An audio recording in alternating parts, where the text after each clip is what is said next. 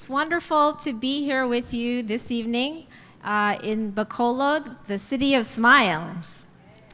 I just arrived in Bacolod this morning at about 9:30 a.m. from California. My initial stop was in Manila. I arrived there at 4:30 a.m. And then I had a little layover and then flew into Bacolod. But you have a beautiful city here. This is my first time actually visiting the Philippines. And I'm already very warmed and touched by your hospitality and by your smiles. So it's a privilege for me to be here with you this evening. As our host mentioned, I am from Southern California in the United States. I am from a small city called Loma, California. And as the series goes on, I will tell you a little bit more about some special characteristics of Loma. But tonight, we're going to be talking about the topic called Yes, We All Have Cancer. I know that is an unusual title, but I will explain the title to you as we go on. This is actually where I work. I work at Loma University Medical Center. Loma University Medical Center, as the name suggests, is a university. We're actually a health sciences university located about 1 hour east of Los Angeles. And as was mentioned, I am a physician. Part of my duties are to teach medical students and also resident physicians in training. And I actually love doing that. This is why I have actually been at Loma for the last 16 years. I've actually spent most of my career at Loma. And,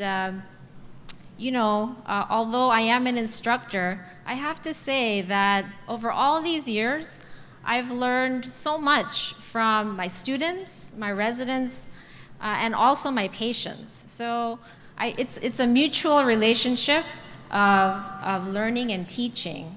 And I will say, as we go through this health series, there are actually many things I don't know about the Philippines and specifics about health here. So feel free to come up after or before the meetings and also share with me your knowledge and expertise. I would love to learn more.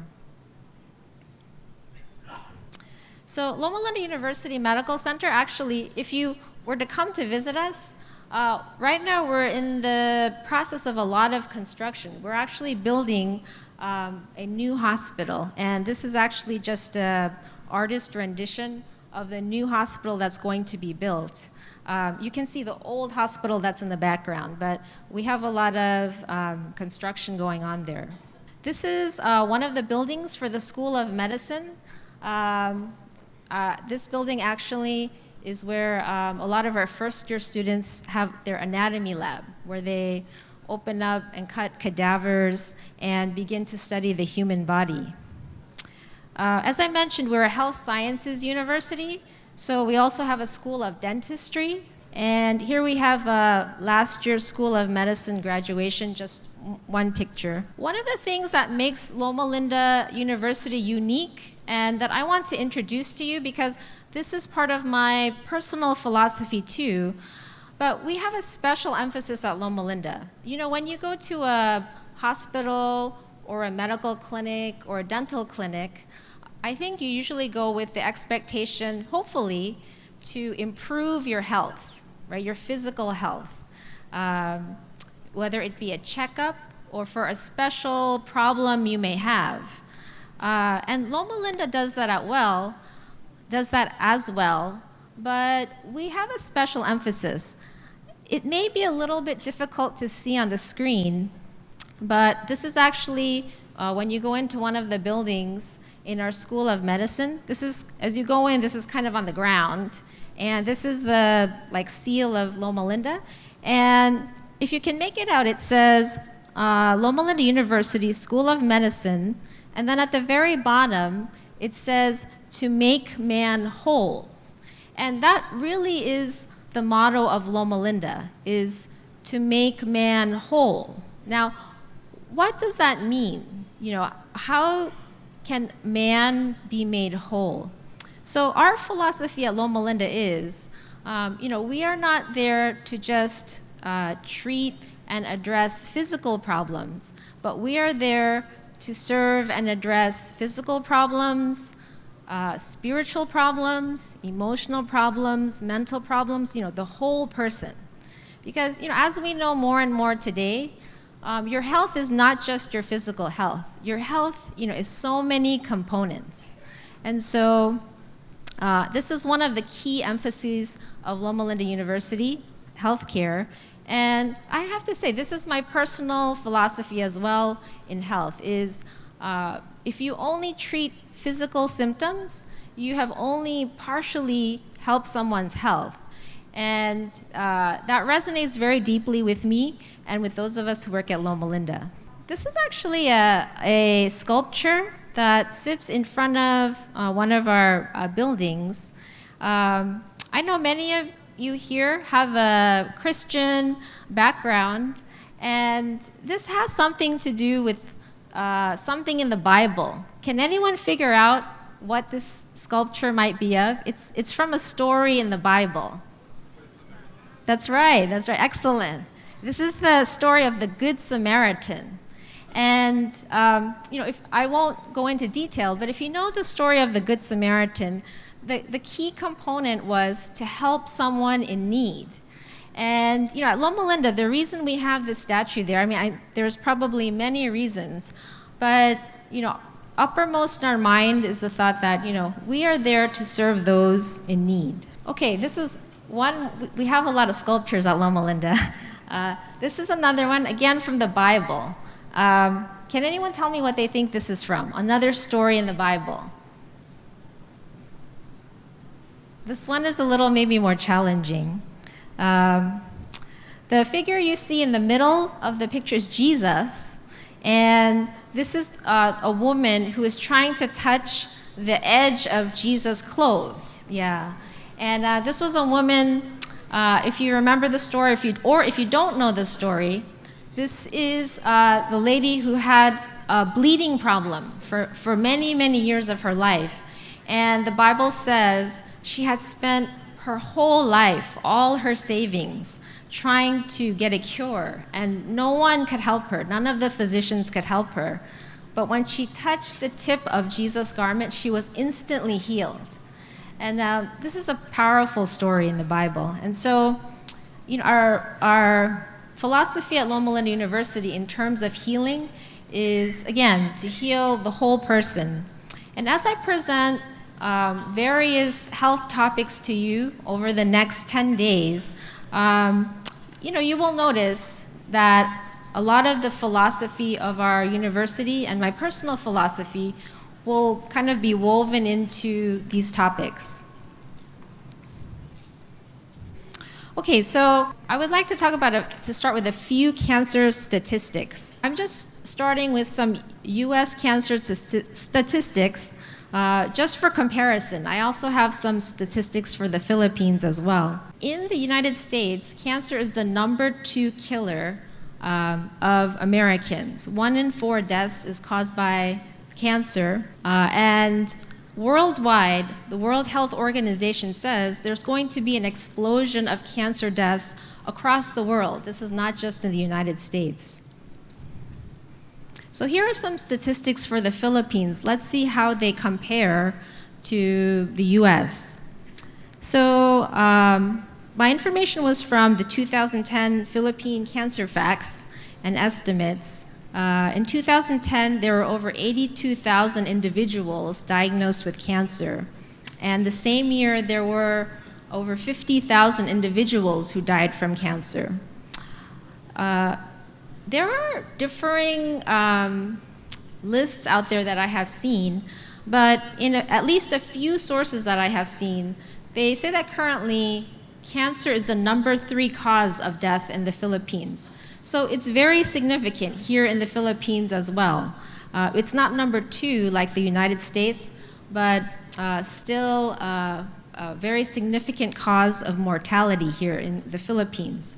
The top cancers in the Philippines are actually similar to the US. We have breast cancer as number 1, lung cancer is number 2, followed by liver, cervical, colon, thyroid, rectal, ovarian, prostate, and then lymphoma. So a lot of these mirror similar cancer statistics from the United States. So I want to ask you a quiz question about cancer. So let's see what you think. What percentage of cancers do you think are caused by extrinsic factors? That means not internal, not like genetics, that you inherit, but things outside that we can control sometimes. Some external factors you can't control, but a lot of them you can, right? So what percentage do you think of cancers are caused by external factors?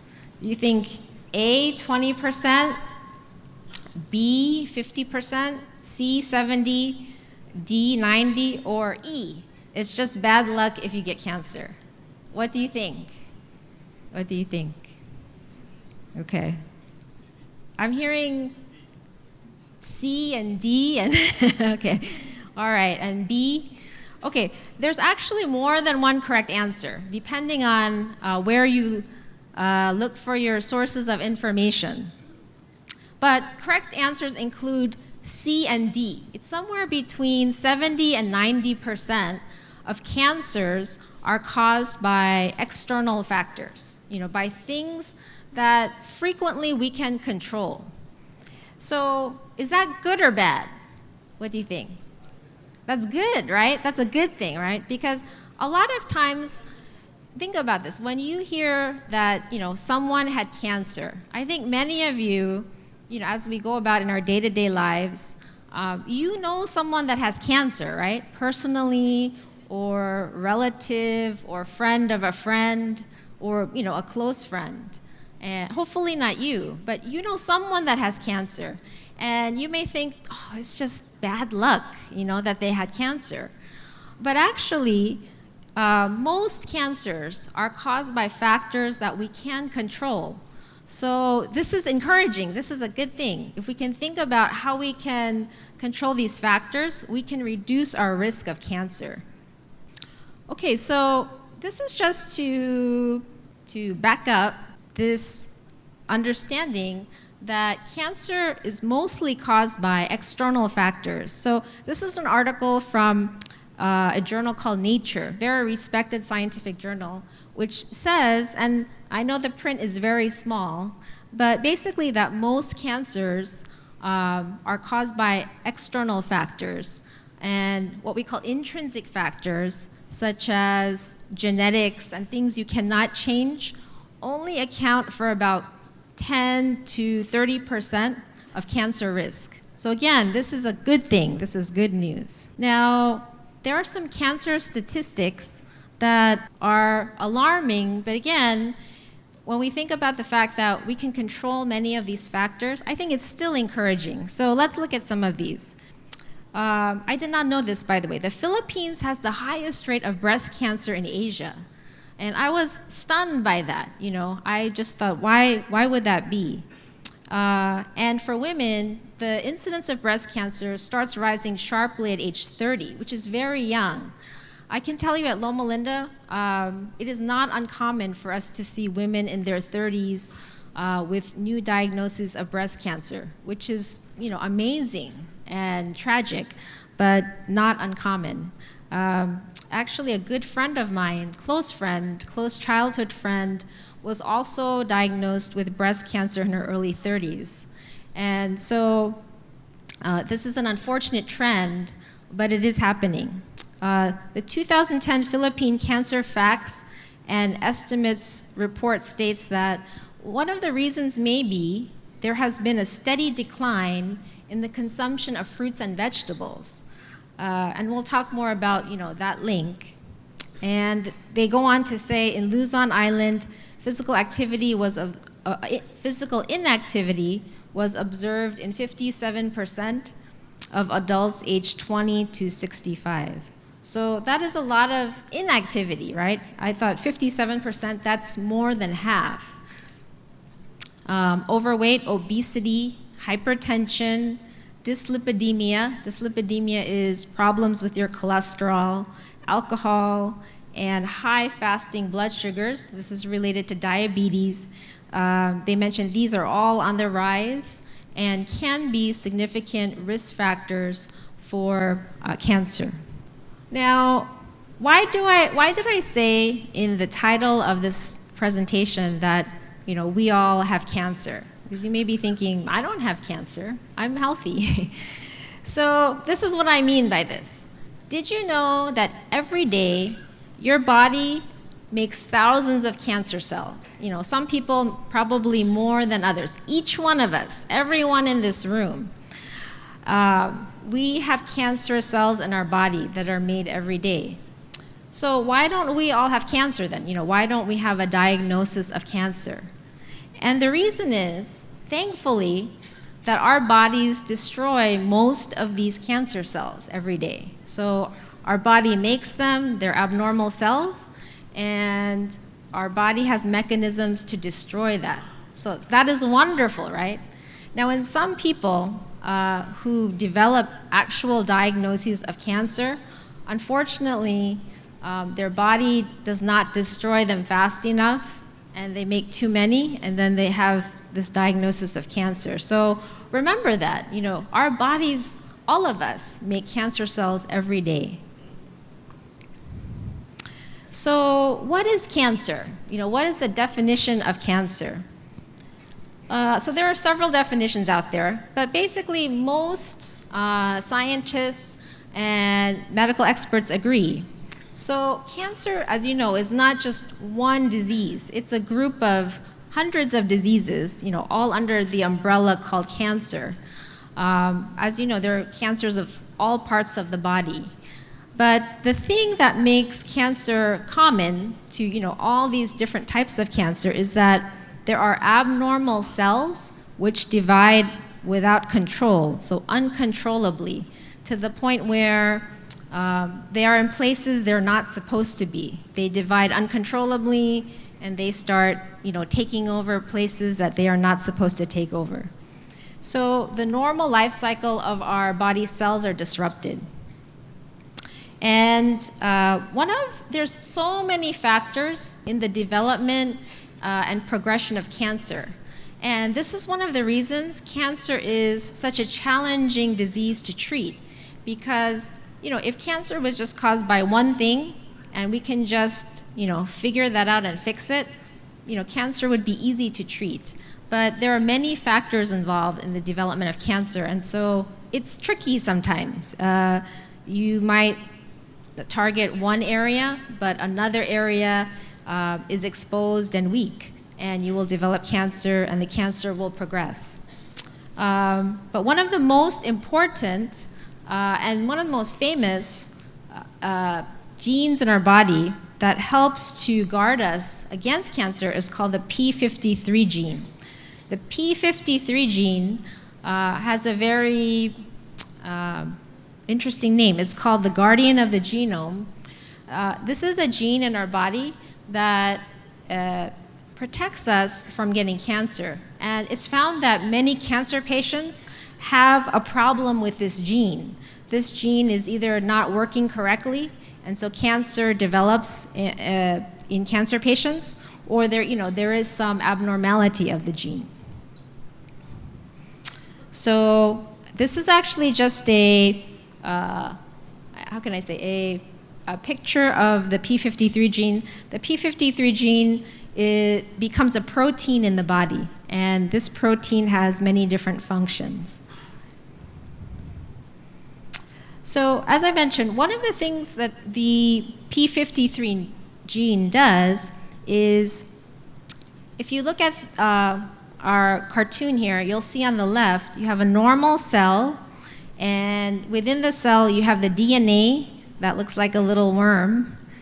And if your DNA in the cell ever has damage, the damage can be caused by many things. It can be caused by radiation, it can be caused by other factors. But if it has damage, there's a few options. One option is that the DNA damage is repaired, so it's fixed, and so everything is okay again.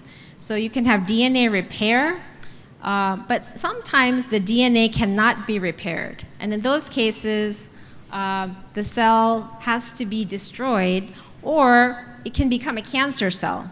So this is where the p53 gene says, okay, we can't fix this damaged DNA, so this cell needs to be destroyed. So you can see that on the right-hand side, you have what we call cell suicide. The scientific term for that is apoptosis, but the cell basically says, okay, I cannot be fixed, so I will be destroyed. And this is actually one mechanism to help prevent you from developing cancer. So it's very important. If this does not work, you have more risk for cancer. Okay, and then this is just another way to illustrate that. You can see on the left side at the bottom, it says apoptosis, that is cell suicide. In the middle, you have DNA repair, if your cell can be repaired. And then on the right side, you have one more option. It's called arrest. This is where the p53 gene says to your cell, okay, I will give you more time to try to repair yourself. So the cell kind of freezes. So it doesn't do anything until it's determined that it can be repaired. So p53 gene is not the only tumor suppressor gene. There are actually many tumor suppressor genes, and as the slide says, it acts like a brake pedal. So cancer just wants to go along quickly, but tumor suppressor genes put the brakes on cancer cells so that they cannot proliferate, they cannot grow. Okay, I'm going to do 2 more slides, and then I will continue this presentation on cancer tomorrow. So there are genes that are the opposite of tumor suppressor genes. These genes are called oncogenes. And if you, for any reason, have ever had to see a cancer doctor, they are called oncologists. And onco generally means tumor or mass or growth. So oncogenes are genes that promote cancer cells to grow. So you don't want these genes, right? You don't want these genes to be turned on. But you do have genes like this too in your body. And some people have inherited more tendencies to have these types of genes. So my last slide for tonight, what does cancer need to grow? So there are many things it needs, but 2 that I want to highlight for you this evening. One is angiogenesis. Angio refers to blood vessels. Genesis, means new ones, right? Or the beginning. So new blood vessels. If you think about this, as we said, cancer is a group of cells that divide and multiply, and essentially they don't die, and they act very abnormally. So in order for cancer to keep growing, it needs a continuous new blood supply. So some cancer therapies are actually directed at cutting off the blood supply to cancer. The other thing cancer needs to grow is an inflammatory environment. And what does that mean? You're going to hear a lot about inflammation throughout this 10 days as we talk about different health topics. There's inflammation involved in cancer. There's inflammation involved in heart disease. There's inflammation involved in diabetes. There's inflammation involved in Alzheimer's disease and dementia. And you might think, why do all these diseases, these terrible diseases, have inflammation as a common feature? And we will talk about the reason for that. So I'm going to end here, but I look forward to seeing you all tomorrow and throughout the next 10 days. Thank you very much.